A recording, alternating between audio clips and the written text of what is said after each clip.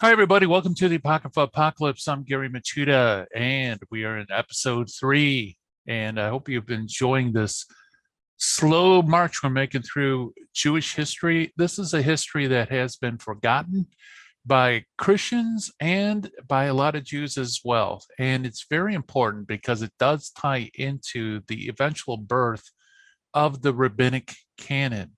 And this is a very important data point in considering what is the Christian Old Testament canon.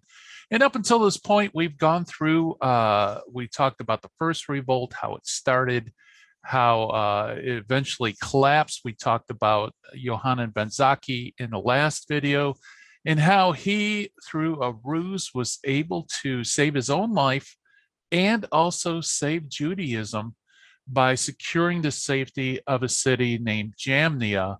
And it was at Jamnia that the Sanhedrin was reconstituted, because the Sanhedrin in Jerusalem would be destroyed. Judaism was reconstituted in Jamnia, and it's under Pharisaic control. And that's where we have this ongoing school of scholarship and discussion and decisions coming from Jamnia, which becomes the beating heart of Judaism after the destruction of the temple in 70 AD, and of course the destruction of Jerusalem, by large part Jerusalem. Following the revolt, we mentioned how before you had pluriformity, where there were many different competing sects of Jews, each claiming to be the true expression of Judaism. And by the way, we'd include Christianity within those groups.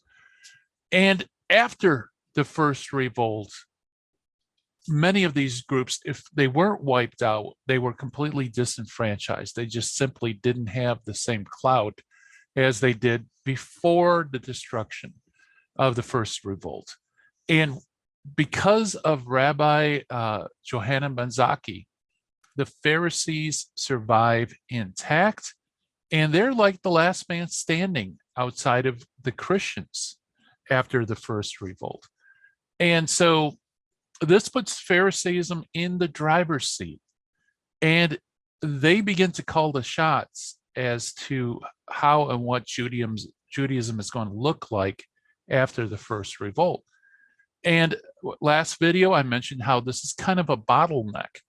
It's not that Jamnia had any more authority or more power than the Sanhedrin did prior to the first revolt, but rather there just wasn't any competing voices.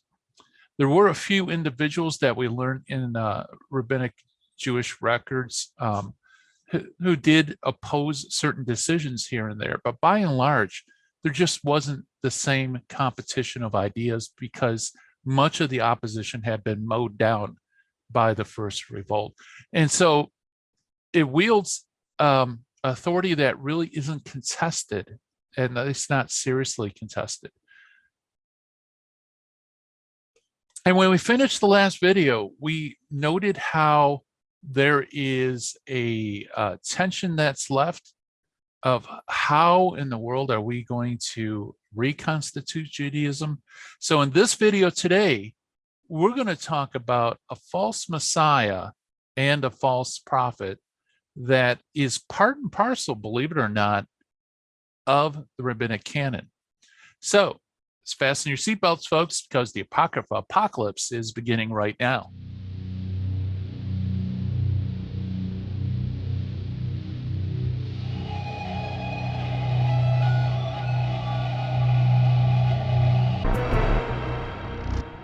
So with the destruction of the temple in AD 70, this causes enormous tension within the Jewish faith. Why? Because the old covenant that's given by Moses is integrated to a large extent into a sacrificing priesthood, a standing temple or tabernacle, in animal sacrifices. All those things are integrated with keeping the covenant with God that he made through Moses. But now that the temple had been destroyed, what are the Jews to do? Because now they're in fundamental discontinuity with their own covenant.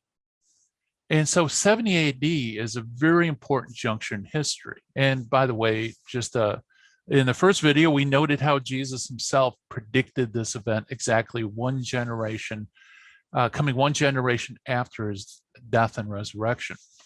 So there's two basic paths that Judaism could take. The first path is obvious: rebuild the temple. But the only way that they're going to be able to do that is to wage a second revolt against Rome. And this, on its surface, looks just as suicidal as the first revolt. However, the first revolt had its problems. The first revolt didn't have a unified leadership. So it seemed possible that if there was some tweaking, that perhaps the Jews could win their own autonomy from Rome, rebuild the temple, and reconnect and establish that connection with the old covenant sacrifices. So the priesthood would begin to function again. You would have animal sacrifices, you would have a standing temple, and the tensions resolved. So one path is to wage a second revolt. The other path that could be taken is simply to redefine Judaism, to just assume the temple doesn't exist and therefore reconstitute Judaism as a non-cultic religion. So that would make Judaism a religion of the book.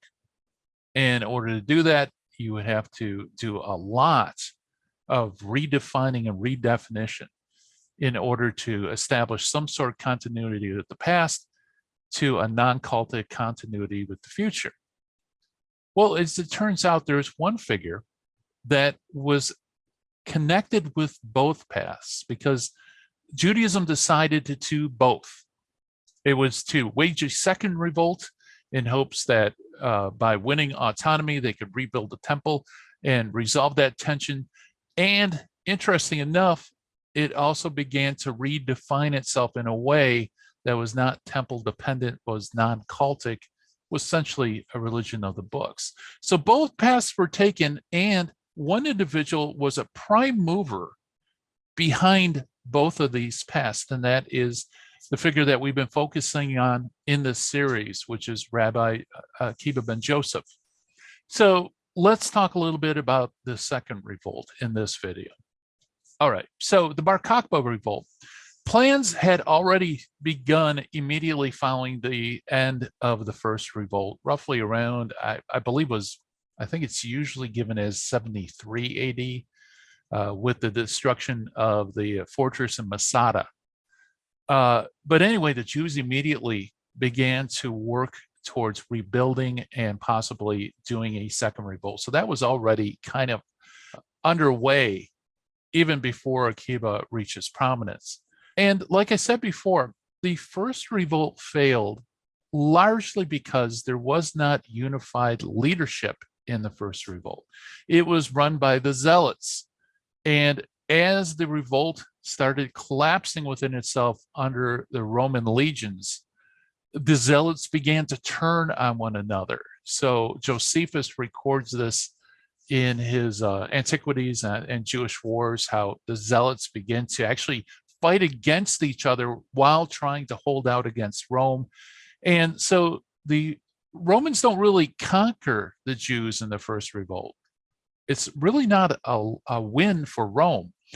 Rather, the revolt collapsed within itself. And I think that fact was probably not missed on those who survived the first revolt, that in a sense, the Jews kind of defeated themselves in that endeavor. So if a successful second revolt was going to happen, there had to be unified leadership. Everybody had to follow a single leader who would coordinate the whole second revolt and prevent that collapse and perhaps even prevail against Rome. So there was logic behind what would otherwise seem to be just total suicide. At least there was a ray of hope that perhaps it could succeed. But who's this leader? Who are they going to follow? And how are we going to unify everyone under a single leader? Well, this is where Rabbi Akiva ben Joseph comes in. Is Rabbi Akiva, who at this time was the head of the school of Jamnia. And as we just mentioned before, Jamnia was really the last guy standing with authority, political, religious clout. And Rabbi Akiva declared that Simon Bar Kokhba is the Messiah that was prophesied in the book of Numbers. Rabbi Simeon ben Yoai taught. Akiva, my master, would interpret the following verse. A star, Kokhba, shall come forth out of Jacob, Numbers 24:17. A disappointment, Kokhba, shall come forth out of Jacob. Akiva, when he saw Bar Kokhba, he said, this is the King Messiah. Jerusalem Talmud, Tanit 68d. Because of that, the second revolt garnered a lot of support from all different areas of Judea, including even some pagans joined in the second revolt. So Bar Kokhba was a charismatic, although somewhat crazy leader, and he was able to get the revolt off the ground. This also changes the complexion in terms of Christian-Jewish relations, because up until this point, Christianity had been looked upon as a kind of heretical sect within the Jewish purview. But once again, Christians refused to join in this revolt, and they did it, of course, as we mentioned in the last episode, because of several prophecies and commands that Jesus gave, that there would be false prophets and false messiahs, and that who'll even do wondrous deeds, but you should not follow them. And so Christians refused to join this second revolt. And as a result, now Christianity wasn't just viewed as a strange heretical sect, but now it was viewed as being seditious because they opposed the second revolt.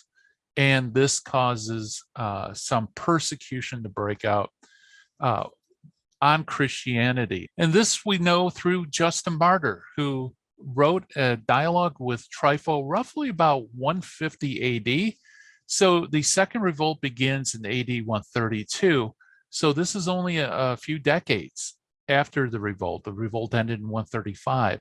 This quote comes from his work, First Apology, and it's dated roughly sometime between the year 148 and 155, which is even closer to the finish of the Bar Kokhba revolt.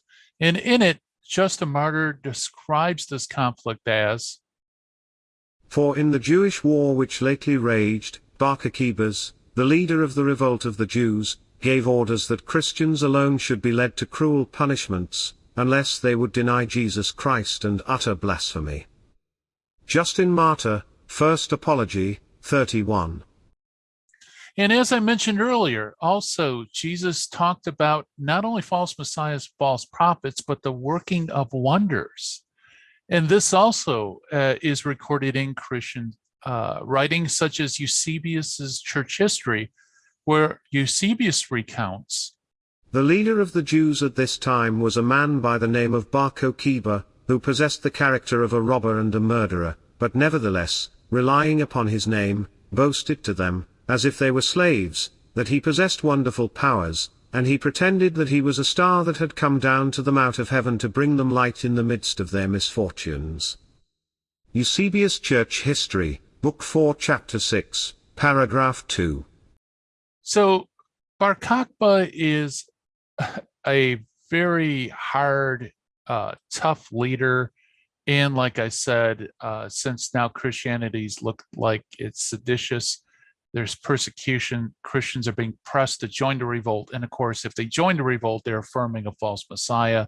So basically, it's to force to repudiate Jesus as Messiah and join the revolt, or to suffer persecution. And the result of the second revolt is no different than the first. After approximately 3 years of fighting, Rome crushes the second revolt.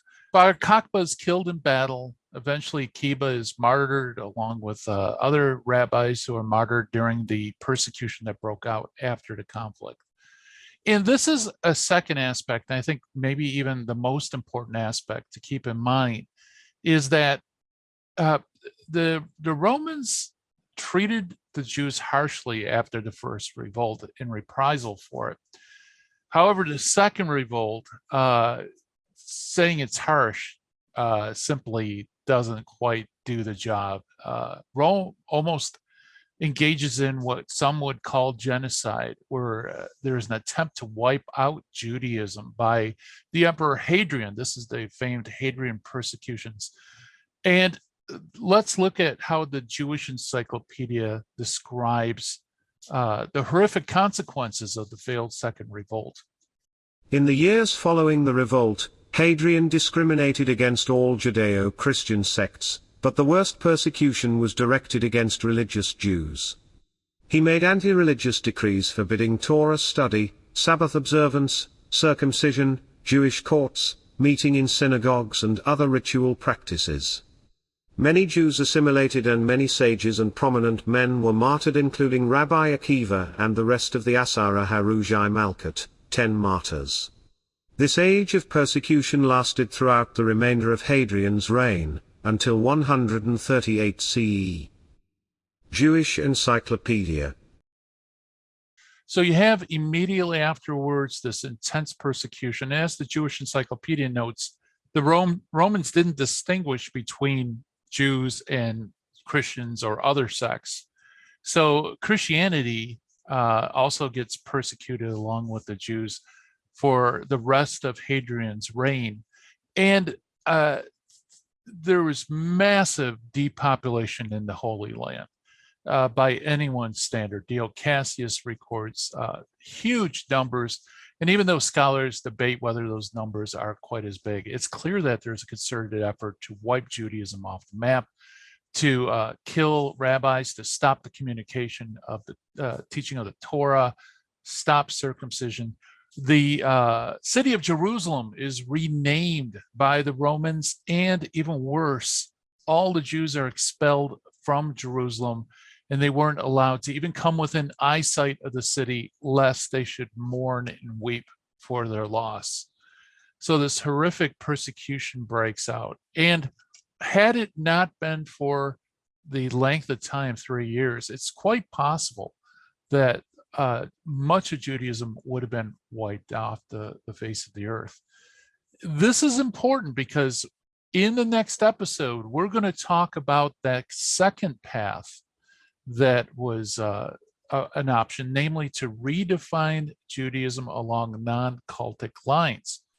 And this Hadrianic persecution, I believe, is responsible for the eventual codification of the oral laws and the decisions of Jamnia, for a long delay for that to actually be codified and circulate throughout Judaism.